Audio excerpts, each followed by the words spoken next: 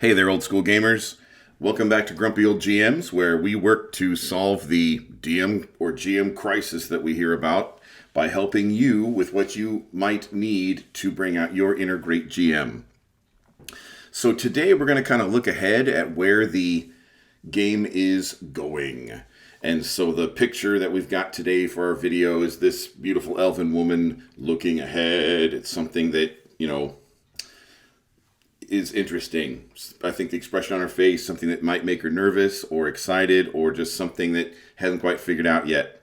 So let's kind of look at something that has been happening and will continue to happen and will increase next year when we go into 2024, especially with Wizards of the Coast's plans for their branded version of our game, which is going to be the main stream, largest market share one, probably for at least a while.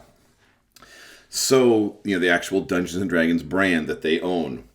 So, when I started this pro GMing thing in May of 2021, one of the things that I began to notice in the fall of 2021 and in the spring of 2022 and since then was I noticed that I would be talking with people on Discord who in free session zeros, trying to, find the right table for them, the right connection, the right group, feel them out as a player, have them feel me out as a DM, and just kind of see what kind of fit it was. And which is something I totally recommend doing, by the way, but that's another topic. I might do another video on how to have a structured session zero.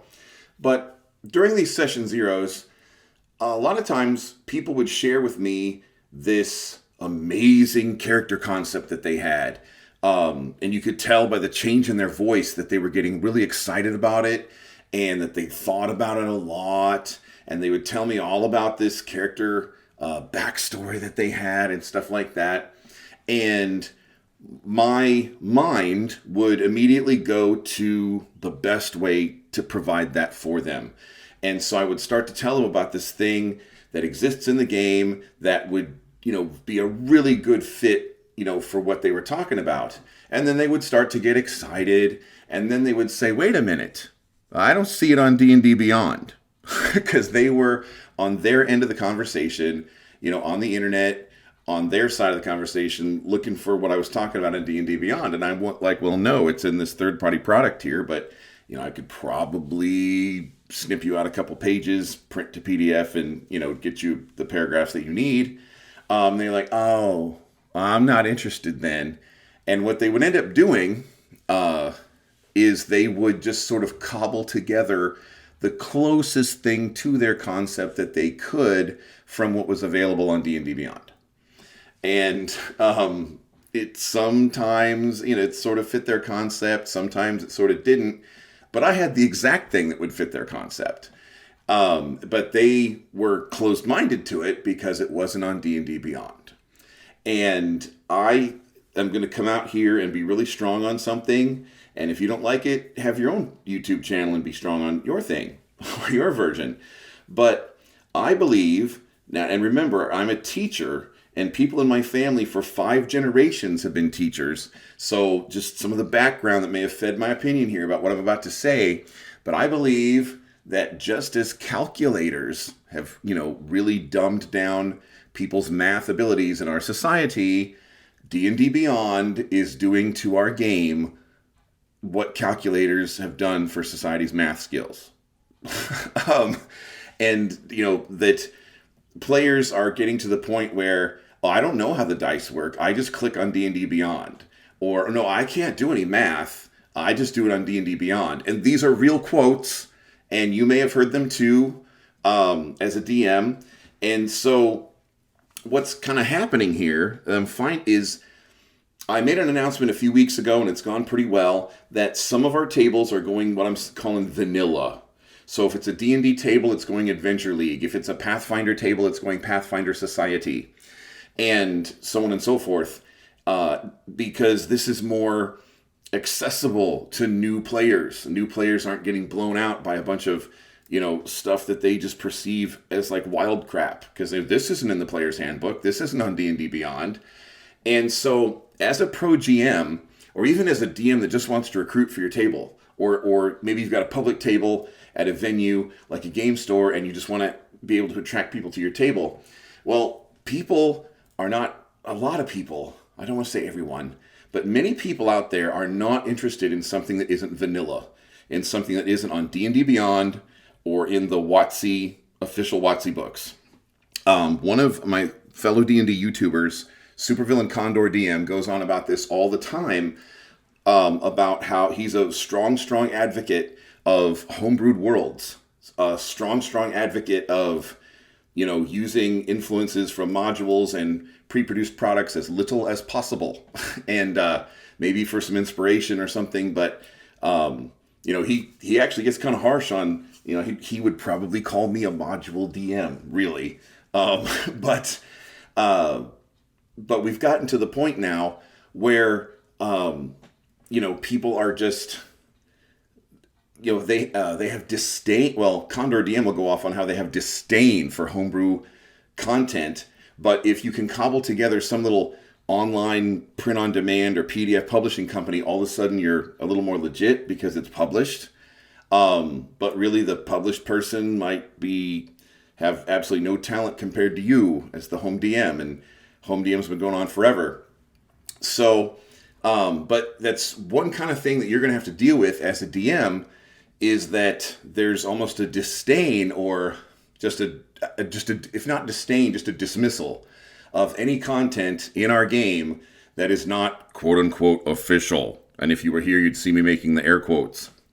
Another way that this has come up recently is there's been interest in Dark Sun, because WotC's come out against Dark Sun and said, we want to drop Dark Sun forever. We plan to never revive that IP, intellectual property. We plan to not have D&D ever revisit Dark Sun again.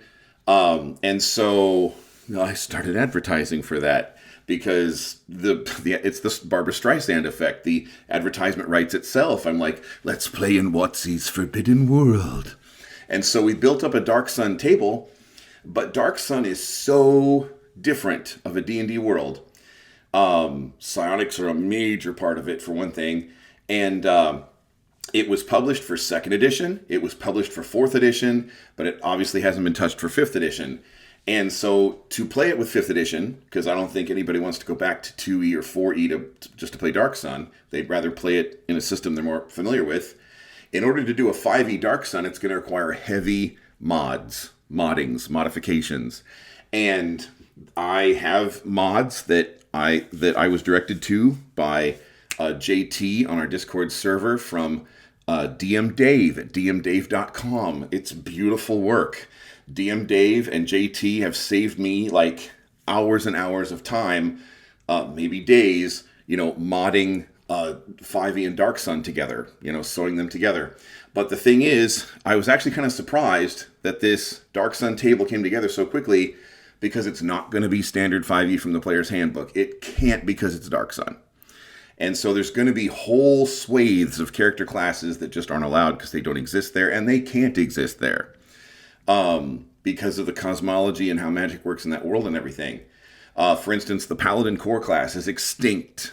No more Paladins. And because they don't have traditional D&D gods and religions, you're not going to bring that character class back. There's also very little metal on Dark Sun, and it's a desert planet. You're not going to be walking around, in plate mail in the desert. And so it's... there are just differences to Dark Sun. So to do Dark Sun in 5e, it's got to be heavily modded. And I was surprised that people were so open-minded about, it's going to be a modded game, right? It's going to be modded 5e because it has to be.